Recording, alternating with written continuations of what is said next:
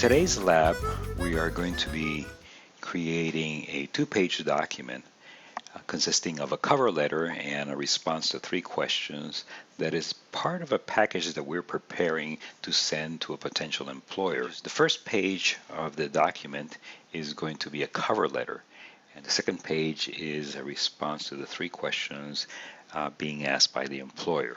So cover letters are typically used when we are sending somebody some documents.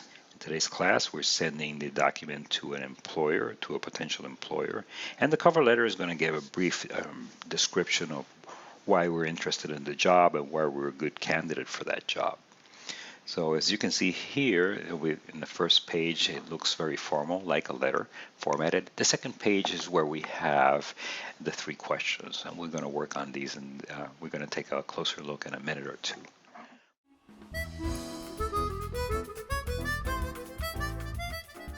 But at this point in time, I'd like to introduce you to Word and the interface of Word in general. And what I'm using is the version of Word for Microsoft Windows. If you're using a Mac, you're going to find that the screens are very, very similar, almost identical. And in fact, you'll be perfectly able to complete this lab on a Mac computer. On the very top of the screen, we're going to find what's called the title bar. In the title bar, we're going to find the name of the document that we're working on. In this case, it's called Sample 1. And in the bottom part of the screen, we have what's called a status bar. In this case, it's giving us some interesting information, like, for example, we have a 2-page document, and it also has some other features that I'm not going to get into in detail. It also has a sliding scale that we can use to magnify the document to get closer looks or to move farther away. And on top here, this section is called the ribbon. And the ribbon, we have several groupings, major groupings, like, for example, we have File, Home, Insert, Draw, etc. And we're going to be touching on some of those on this lab and on future labs. So I'll be explaining the contents of these sections as we move along. Right now, we have landed in the Home grouping. And the Home grouping, you will find that it has things that are typically used while working with the product. In this case, Microsoft Word, we're going to find very useful things in the Home grouping, including the section where we work on fonts and the section where we work on paragraphs, styles, and other things like finding and replacing. Microsoft Office products have some common features across them, like the ribbon cage that we just described. But one of the confusing aspects of the modern interface, and this is what's called a graphical user interface, is that instead of written commands, what we have is a series of icons. And sometimes they're easy to figure out what they are, and sometimes they're not. So there is an interesting feature that Microsoft has come up with, and it's common across other platforms. It is a floating window which gives you information. So in this case, we have the letter B in this section right here, but if you don't know what the letter B stands for, all you have to move the mouse on top of the B, and then you're going to get a little pop-up window that gives you a very short explanation of what that is for. So as you progress using Word, you'll become more and more familiar with these icons, and you don't have to worry about the pop-up window, although it's always available. The other grouping that I wish to visit right now is the file grouping. And the file grouping is where we do our file maintenance, where we open and close and look for documents. And it's also the grouping where we will find the print commanders over here. I have zoomed in using the zoom feature at the bottom of the screen. Down here, the little slider, and I've come in and out. So there's other ways where you can change your view of the document. And for that, we have a view grouping. So I'm going to go to the view grouping, and we're going to see some interesting features that we have that are very helpful. I can, in the zoom area, because zoom view is a major grouping, but here we have groups within that grouping of view. So we have zoom, we have show, we have page management, and other things. So within the zoom, I have something that's called one-page view. And in one-page view, when I click on it, instead of having multiple pages like I had before, here is a one page only, and I'm going to move in and out. So there was the first page and the second one. So at times you may want to work in this feature or with multiple pages. I like to work on multiple pages when I'm doing final edits to make sure where the pages are breaking and help me control that. So this is one page and multiple pages. So now that we know how to view a document, or one other thing that I find very useful in the view, which is the ruler section. So when I click on the ruler, what it displays is a ruler on the top of the page and on the side of the page. So here I am on page 1. So we have the horizontal and vertical ruler being displayed. On the both sides of the horizontal, you're going to find a darker area, and on the middle, you're going to find a lighter area. The lighter area indicates where your normal text is, but the darker area corresponds to what's called the document margin. So if you notice over here, the dark part is going to align with the text, or the text is going to align with the dark part. And on the right is where the right margin is, and this is where your your text will typically end. So here in this particular paragraph, you will notice on the top line that I have displayed that this paragraph starts right there on the left margin and it ends on the right margin as the words wrap around. So one of the things I want to point out is that we have the heading area and we have the main body of the document. We have the heading, we have the footer down here, and we have the heading, the footer, the left and the right margin. Notice these little lines over here are going to tell you where where the information is at. Now that you have seen the header and the footer, you may agree with me that it is a useful thing to have displayed. It helps you in terms of editing your document and getting it prepared.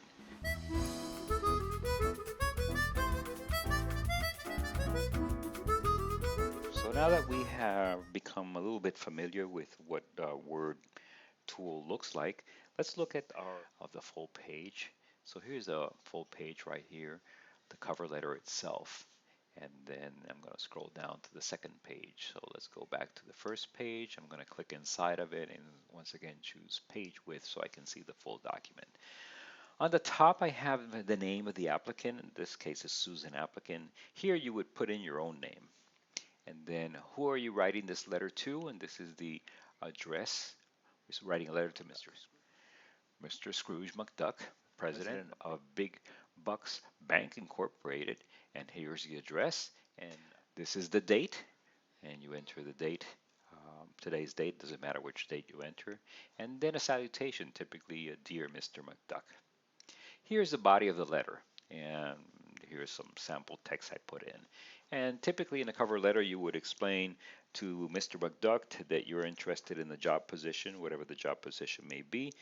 You believe you're a good candidate and that you fulfill all the requirements of the job that has been posted. What I am looking for is the correct formatting. So here's where we close the document, and sincerely, and this is the name of the applicant right here. Here's the footer of the document, and here what we have is the address, not the address of Mr. McDuck, but the address of Suzanne, who's applying for the job, and Suzanne's address and their city and where she's located and phone number or fax if she has one, email, or whatever other information that Suzanne may have.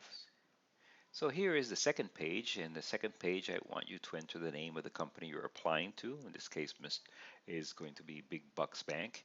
And here are 3 questions that they're asking of you. And below those questions are 3 responses that you're going to come up with.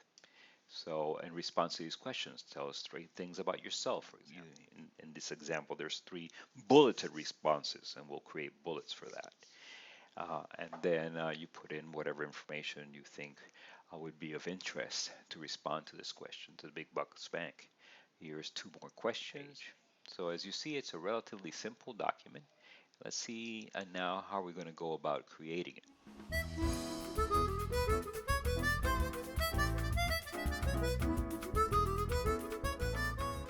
When you first open Word, you typically see this screen of Word.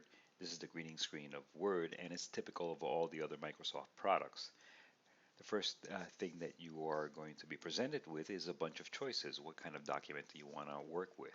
Either you open one of your recent files or you open a template. So for our assignment today, we're going to look for a template. So in this screen, I'm going to go and look for templates I've used in the past, but I'm going to ignore that for the moment being, and I'm going to look for more templates. And what we're looking for is a letterhead template. And in the search box, we're going to type letterhead. So here we go. And once we do that, we're going to click on the search icon. And here's a various document templates that we have down here. Graphics. I'm going to look for one that's relatively simple, and one that I recommend is one is called the business letterhead. And here it is right here. It's a very simple document. And when I select it, it's going to give me an example of what the document is going to look like and a short description also of the template. So a template is a great starting point for any document that for most of the documents that you can create. There's templates available for birthday parties, for calendars, for job hunting, and this one in particular is a business letter kind of template. So I'm going to choose it and I'm going to click on create. And here's my document template. And when I view it, this is on a one-page view. I see it has some kind of a texted format. So let's take a close look at this, a closer look at this template. There's a placeholder for a company name, for a recipient name, street address, and so on. So what I'm going to do is start filling out this template with the information that's appropriate for hunting for a cover letter. So this is a one-page document. Later on, we're going to convert it to a two-page document. So there's a placeholder here for information that I have to type in. For example, the company name. Instead of company name, I'm going to type my own name. And for your submission, you're going to type your own name. So next, I'm going to type the recipient name and the recipient's street address and the rest of the address information. See, all these are placeholders. When I select them, they become darkened, which gives me an indication that they're placeholders. One thing that's interesting is as soon as I typed in the recipient's name, in this case is Mr. Scrooge McDuck, and I typed in President, that information got translated over here in the salutation, Dear Mr. Scrooge McDuck. I didn't have to type that. And it's because this particular template has some built-in automation into it. Not all templates have it. When you do find it, it's a surprise and very, very helpful. It saves you a little bit of time. I'm going to continue typing in the address information. So here's the information I've typed in for the name of the recipient and the address, and I'm going to enter a date. The next large placeholder I have is for the content of the letter here, and you'll be able to use a link in the instructions to see some good examples of what cover letters contain and what do they look for. I'm mostly interested not necessarily in the content, but in the formatting of the document. So I've entered some dummy information, and here's my salutation part. So I have here sincerely, and then my name, I'm going to fill that out. That's it. In terms of, I have my name. I've filled in the placeholders for the recipient's name, the placeholder for the date, the salutation, and the signature is complete. Now I'm going to navigate to the bottom of the document, and here's where I see that there's additional placeholders. So in order to get to these placeholders at the bottom of the document, I have to navigate to the document footer. Notice that over here on the rulers, which I've turned on, the rulers, but in the rulers you notice that the footer region is, the ruler is dark, which means that the footer region is inactive, while on the top where my document is, the ruler region is light, which means it's the active section of the document. So if I want to make my footer section active, I need to double click on it, and now it's active, and now I can go ahead and type information.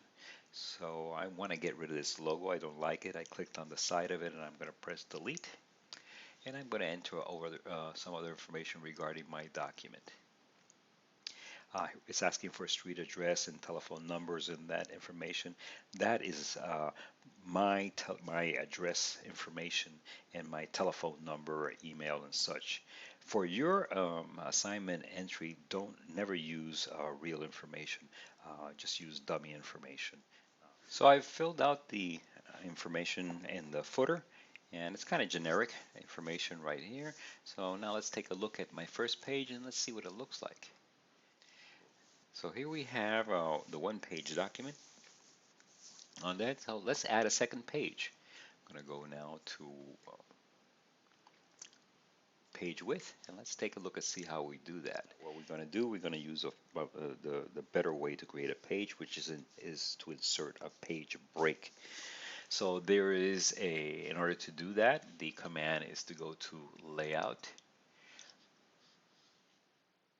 Breaks, and then from the page break section, you select the page break and click on that.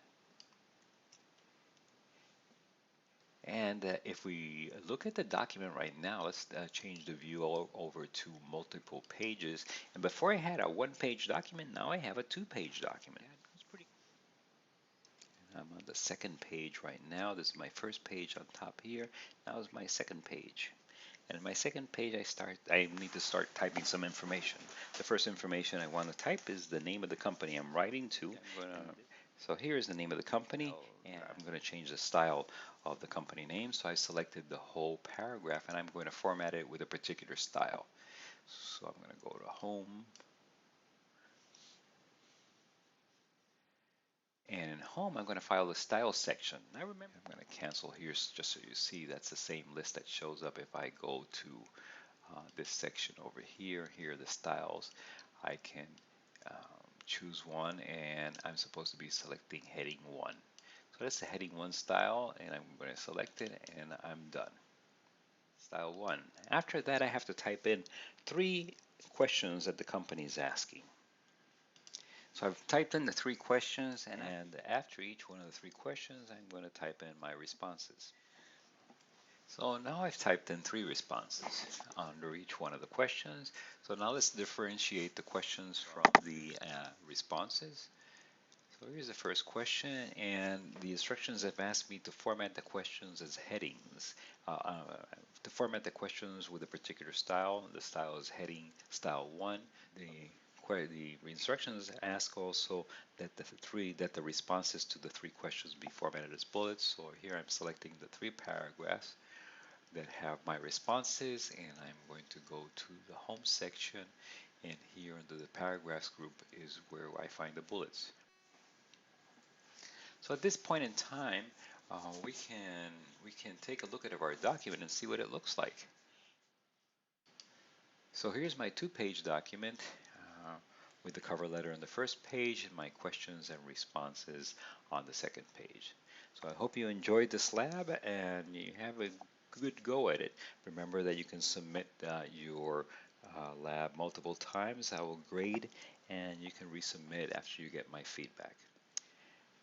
Catch you in class. Bye.